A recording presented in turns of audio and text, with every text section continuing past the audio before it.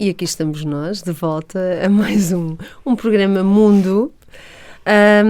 Inês Curado, vamos avançar, vamos dar aqui alguma continuidade ao primeiro programa e falar aqui outra vez de um bocadinho da redescoberta do ser humano aqui no nosso mundinho, digamos então, assim. Andreia, podemos começar agora por ti um bocadinho. Ah, é? Está bem. Sim. Há falta de entrevistado, não é? Não, então, falei um bocadinho sobre mim no primeiro programa e agora podemos falar um bocadinho sobre ti. Muito bem. Como é que foi para ti essa descoberta ou essa conexão a algo mais? A minha descoberta a algo mais? Eu não sei, eu acho que, tal como tu, na minha infância também sempre fui muito ligada, digamos assim, a estas coisas, se bem que eu não era tanto de intuição.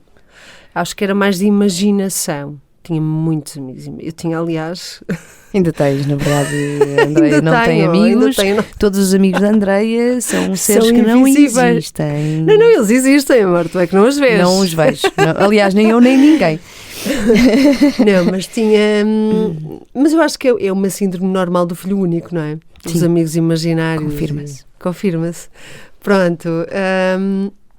E, portanto, tudo o que era esta parte mais de fenómenos paranormais, digamos que rolava aquele medinho, não é? Porque, portanto, só havia aqueles filmes de terror e, portanto, tudo que fosse uma coisa mais espiritual ou não sei, ou diferente, ficava sempre cheia de medo e nunca queria sequer abordar. Sempre que havia algum assunto desse género, eu tinha pânico. E desde miúda que tive, eu não sei se tu tinhas isso, mas eu detestava ir a cemitérios, portanto eu tinha muitas ideias pré-concebidas na minha infância de coisas que eu associava a coisas muito más. E portanto eu acho que foi basicamente aos meus 20, provavelmente, já tarde, que me deu assim um clique muito grande. Não, tem que haver mais qualquer coisa. E começar a procurar outras respostas. E o que é que começaste a procurar? Ora bem, eu aos 17 deixei de comer carne, portanto, lembro perfeitamente, isto coincidiu com a fase das vacas loucas e, portanto, foi assim uma tomada de consciência que me bateu de não posso mais continuar a comer animais, se bem que na altura fiquei mesmo vegetariana. Hoje em dia já como volta e meia peixe, coitado. Também é um ser vivo com direito à vida. Tem a ver com equilíbrio, não é? Mas tem a ver, sim. Acima de tudo com equilíbrio. E senti alguma necessidade, mesmo a nível físico, se calhar não consegui fazer um bom equilíbrio alimentar e tive alguma necessidade de voltar à proteína animal. De qualquer forma... é ali aos 20 que começo a procurar assim coisas diferentes e cruzei-me, já nem me lembro muito bem como é que foi, com uma coisa chamada, acho que foi numa livraria, com uma coisa chamada que era a medicina ayurvédica. E comecei a tentar pesquisar e fiquei tão fascinada com aquilo que mandei ver livros e depois até acabei por ir parar ao Brasil e tirar o primeiro módulo de... não é? Tipo assim uma coisa... Se é para ser que seja lá no estrangeiro. E no estrangeiro, claro. Não, por acaso foi no estrangeiro só porque ficava muito mais em conta... do que tirar em Portugal e ia para um sítio onde realmente ia ter uma experiência muito mais intensa e integrada e ia ficar ali 100% alimentação, tudo 100% ayurvédico, tanto que eu acho que até vim de lá um bocado frita da pipoca. Mas já tínhamos passou, reparado, não é? Mas já passou. Hoje em dia há uma coisa muito boa chamada internet e, portanto, quem não souber ao certo, se bem que aqui a rádio dos sons também... a Roda dos Sons, peço perdão. Também acho que tem, certo, João? Também temos aqui uma rubrica dedicada aqui à medicina ayurvédica. De qualquer forma, as pessoas devem pesquisar, tem muito a ver com a terapia indiana. Uhum. Ok? E isto foi muito engraçado, porque uma coisa levou-me à outra, e portanto, foi... terapia ayurvédica que me leva, é uma medicina milenar, com mais de 5.000 anos, que me leva ao yoga, e na altura o que existia, a única coisa que existia era o mestre de Rose. Eu peço desculpa pela publicidade, mas da época, há 20 anos atrás, era o que havia. E comecei então a ter assim contacto com os chakras e estas coisas das energias, e aquilo fazia muito clique em mim, fazia muito sentido, e o indiano tem uma coisa muito boa, ou o hinduísmo, digamos assim, ele aborda as energias de uma forma muito leve.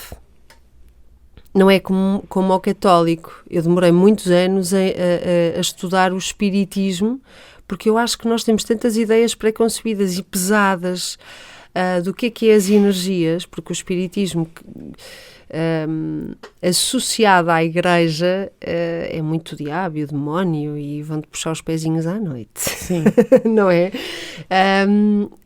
No hinduísmo, tu consegues mexer nestes temas de uma forma muito leve e colorida. E, tipo, os deuses deles são super divertidos e coloridos e fazem o amor também, sabes disso? Eles têm relações entre eles e filhos. Mas eu acredito, aquilo é maravilhoso. Não é? Na Igreja Católica não, isso é completamente impuro, mas eles são... No hinduísmo há toda uma cena divertida. Aliás, há a energia tântrica, que é tu saberes aproveitar a energia Portanto, então o tema deste segundo... Não será. Ok, era só para perceber onde é que íamos, porque estava a ficar nervosa. Estavas a ficar nervosa. Estou a passar mal e vou beber água. Podes continuar, Andreia. Mas foi isto. E eu acho que as pessoas que há alguns anos atrás começaram a tentar procurar respostas e alguma coisa mais espiritual, havia uma dificuldade enorme de encontrar informação. Não havia. Hoje em dia há muito lixo. Hoje em dia há um excesso também. Um excesso e muito lixo e muita coisa deturpada. Falsa. E muita coisa na base do negócio também. Sim.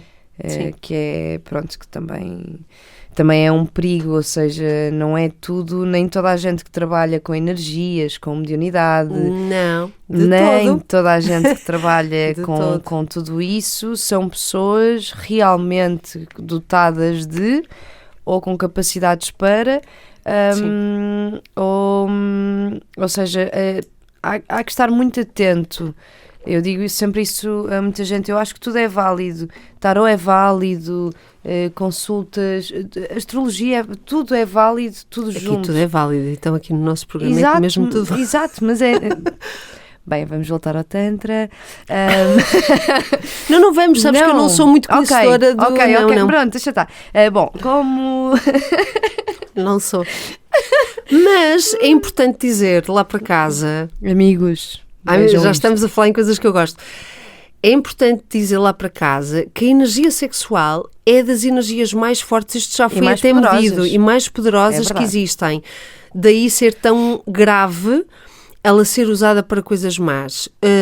A humanidade move-se muito pela energia sexual, infelizmente muito numa de dominação. Porque é uma energia sexual altamente... primitiva, tóxica. Sim, e animalesca, digamos seja, assim, a sexualidade é muito de hoje em dia passou sim. Mesmo quando é sexo por sexo, ou seja, a sexualidade hoje em dia passou a ter uma toxicidade que não... A sexualidade não nasceu disso, de certeza absoluta. Não. E não será isso, e lá está, é uma energia mesmo muito forte, é um acontecimento de entrega física, emocional, energética, gigante, e que não pode ser. E é das poucas energias que nós temos a capacidade de a sentir fisicamente. Tu não a vês, mas tu vais senti-la. E o hinduísmo fala muito... não te rias. Ela está-se a rir. Desculpa. Mas Bom.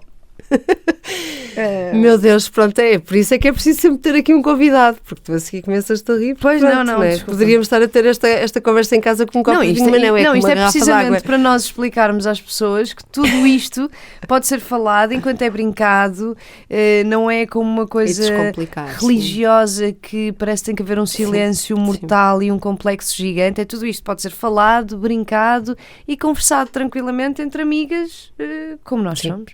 É verdade, é verdade. E com os filhos. E com os filhos, agora é que eu estava-te a ouvir e estava-me a lembrar de uma data de coisas que me tenho vindo a perceber, principalmente a minha filhota, que tem 10 anos neste momento, e eu vejo um bocado na interação dela com as amigas a falta de... Ou seja, talvez eu dê acesso a mais à Mia no que diz respeito a muitas coisas, e uma delas que é a descoberta do corpo, não é? Que não há forma de fugir a isto. E noto que em relação às amigas dela há muita coisa escondida, muita coisa que não é falada em casa, e eu acho que quando tu levas... mesmo a nível sexual, quando tu levas para um caminho mais de energia e do quanto isto pode ser bonito, tu podes abordar muitos temas que são um bocado complicados para nós, mães e pais, não é? Falar com os nossos filhos, e quando tu abordas até por um lado mais energético, isto pode ser muito mais leve de se falar. Sim, eu com a Mel tento desde o início essa inclusão e essa ausência de preconceito, por exemplo, corporal ou de pudor quase cristão, não é? Aquela coisa de, não, eu tento integrar a minha filha com todas as temáticas, a menstruação desde sempre, que a minha filha tinha 1 ano e meio e sabia que se eu estivesse na fase em que estava a menstruar, a minha filha era a primeira pessoa, assim que eu me dirijo a uma casa de banho para fazer um xixizinho, a minha filha me buscar um penso higiênico. Ou seja, mas de uma forma, lá está, são tudo temáticas que em algumas casas são monstros gigantes e que na nossa casa, ou seja, a Mel de certeza será uma mulher que não crescerá com vergonha desse momento, será celebrado, no que depender de mim, esse momento da vida dela, com uma entrada na energia feminina, ou seja... Vai passar a ser a mulher que... Exatamente, uma energia feminina maior, não é? Ou seja... isso falta será isto, tudo não é? celebrado, eu digo-lhe isso muitas vezes e falta isso. Falta isto desde que somos pequeninas. Eu não tive isso, não, nada contra também os meus não. Pais, coitados, também não tinham tempo, nem não. tinham, mas falta muito isto, é celebrar, tornar sagrado muitas coisas que têm que ser bonitas, e quando tu consegues passar esta imagem sagrada de muita coisa do teu corpo que a criança vai descobrindo, ela se calhar até mais à frente, ela própria não vai se respeitar e vai ter muitos outros cuidados em que tu não tens que dizer, isto é feio, aquilo é bonito, isto não se faz, aquilo coisas faz. Básicas como a minha cicatriz açoriana, é uma coisa que a Mel gosta de fazer uma festinha, porque é a marca do nascimento dela. E ela tem muito orgulho naquela marca, como eu tenho. Ou seja, não é uma vergonha, não é uma coisa que me deixe triste, e é uma coisa que ela própria acha incrível, porque está ali, ou seja, no caso foi açoriana porque assim teve de ser, não é? Não pude fazer nada contra. Mas já que foi e honro essa marca porque é dela e representa tipo a minha maior conquista no mundo, não é? Ou seja, tem tudo a ver com o desmistificar dessas coisas todas, a partir do momento em que é tudo falado, conversado e ouvido também da parte deles quando eles têm questões e nós ouvimos, também acho que é muito importante. Mediunidade era o tema que eu tinha pensado para hoje. Este é o momento em que tu vais buscar um copo de vinho? Não, porque eu não bebo tanto. Só posso beber cerveja, desculpem. Não sei se... Tiveste algum contacto com alguma situação de algum tipo de mediunidade? Quando digo contacto, és tu ou alguém próximo de ti? Conta-me um bocadinho isso. Sim, eu já tive tanto do meu... Aliás, eu posso dar o exemplo da tua da tua gravidez. Sim. Pronto, isso para mim foi uma coisa muito clara. Então, para todos vocês, vou-vos contar como é que isto aconteceu, está bem? Eu tive um sonho com a Andreia. Eu e a Andreia somos amigas desde... Ontem. Sim, exatamente isso que eu queria dizer. Mas pronto, e apesar de não falarmos todos os dias, sempre tivemos uma conexão muito, muito forte. E na altura em que tu começaste a namorar com o Bruno, não é? Pronto, eu estava a par da vida da Andreia, e houve um dia que tive um sonho demasiado real, em que a Andreia tinha casado e já tinha tido um filho que era um rapaz. E eu ainda pensei, acordei, e o sonho era demasiado concreto, eu não vou ficar a explicá-lo. Claro. E eu Obrigada. acordei... Sim. Não tenham medo, liguem já. E eu acordei e disse, pronto, não vou ligar a isto e não vou ligar à Andreia para lhe contar isto, que a Andreia tem mais do que fazer. Mas depois não consegui, foi daquelas coisas que eu de vez em quando tenho isso, há informações que eu tenho mesmo que passar. E então liguei à Andreia. Há outras que não. Mas essa bateu-me mesmo aquela coisa do não, tenho que ligar, tenho que ligar e verbalizar isto e pronto, siga. E liguei-te e disse-te isso, então a Andreia tinha casado. Foi isso que aconteceu? Tu achas que já tinhas casado? Não, foi em plena pandemia, portanto, nós iríamos casar, mas foi adiado. E já tinham casado pelo registro quando eu te liguei. Acho eu. Pronto, não interessa. Se não tinham casado, já tinham marcado. Mas já tinhas marcado. Já. Pronto, ou seja, a Andreia não tinha dito absolutamente nada. Depois eu falo sobre isto com ela depois. E a Andreia, ou seja, tinha casamento marcado. E disse, não, grávida, não sei o quê. 3 meses depois, a Andreia disse-me que estava grávida. Fizemos as contas e pelas semanas de gestação dela, ela engravidou. Sim, ou nessa noite, sim, ou na noite anterior, ou na noite depois. Ou seja, portanto, foi ridículo este conto. A Inês Curado é aquela amiga que ninguém quer ter. Ninguém. E então pronto. Aliás, é bem mais económico ter uma amiga desta do que estar a comprar testes de gravidez. Inês, achas que... Não, mas aconteceu? Foi uma experiência muito gira, porque eu senti depois essa ligação com o Sally e com todo o teu processo de gravidez de uma forma muito vivida, até porque nessa fase estavas em Lisboa, ou seja, apesar de estarmos em pandemia e tudo mais, mas eu sabia-te perto, e isso era logo muito...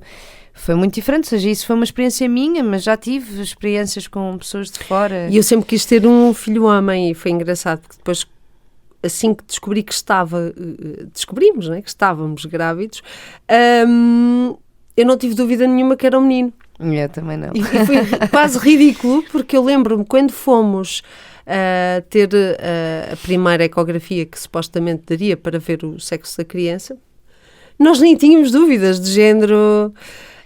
quer dizer, se calhar o Bruno ainda estava ali naquele impasse e disse, eu tenho a certeza que é um menino, nem vou... E era. E foi aquilo que nós já tínhamos falado, as nossas questões com o feminino já estavam apaziguadas, tínhamos que partir para o masculino. Exatamente, e portanto futuro serás. Mas pronto, por isso sim, tive esses contactos comigo, como tive esses contactos com... O que é que achas que é isto dos sonhos? Os sonhos têm várias interpretações, tanta coisa, podem ser muita coisa, podem partir realmente só de uma zona de inconsciência do nosso dia, como podem ser realmente sinais de alguma coisa, ou seja, é não validar demais e não desvalorizar também a mais, ou seja, é manter sempre quando é que tu sabes que deves, quando sonhas com alguém, isto porque já estamos a chegar ao fim, sim. Quando tens um sonho e sentes que é, digamos que premonitório, ou que deves alertar a pessoa que para o bem ou para o mal, não é? Acredito que quando é muito mal preferes não dizer. Mas o que é que te leva a ter a certeza que, eu vou partilhar isto com a pessoa, eu sonhei isto? É uma total incapacidade de descansar enquanto não faço. Ou seja, quando eu consigo passar por cima disso e estar no meu dia normal, eu passo por cima. Foi só... Sim. Ok. Quando eu sinto uma urgência e quase uma incapacidade de partir para a próxima tarefa, partilhar isto. Exato, tenho que o fazer. E faço, e pronto. Mas nunca tive nenhuma experiência assim negra, no sentido de uma sensação péssima, lá está. É sempre uma coisa com alguma calma e um processo consciente de análise do meu próprio sonho. Não é dar aquilo como uma informação garantida ou um foco de vida ou que aquilo vai definir o que quer que seja, nunca. No caso era uma partilha linda, não é? Contigo, esse sonho foi uma partilha vais muito ser mãe bonita. outra vez. Vais ser mãe, vais Eu disse, casar, não, tão por bonito, favor. e vocês estavam tão felizes e foi tudo tão bonito que sim, ou seja, não tinha porque não partilhar, ou seja, era só uma coisa bonita. Isto vai ser um tema para o próximo programa, de certeza absoluta, que é não só os sonhos, como também a projeção astral, que é uma coisa que eu gosto muito, e se calhar esclarecer também depois as pessoas o que é a nossa cabeça, o nosso cérebro, e o que é realmente um desdobramento, ou a saída do corpo e ter aqui acesso a outras coisas. Pronto, Inês, queres despedir-te de alguma forma? Não percebi o convite, mas darei tudo de mim. Obrigada a todos por nos ouvirem e por se rirem connosco enquanto partilhamos estas temáticas todas envoltas de uma nuvem de profundo respeito e profundo medo. E não, é só há que respeitar tudo o que existe no mundo, mas em total tranquilidade. Então, até à próxima. Até à próxima. Para a semana.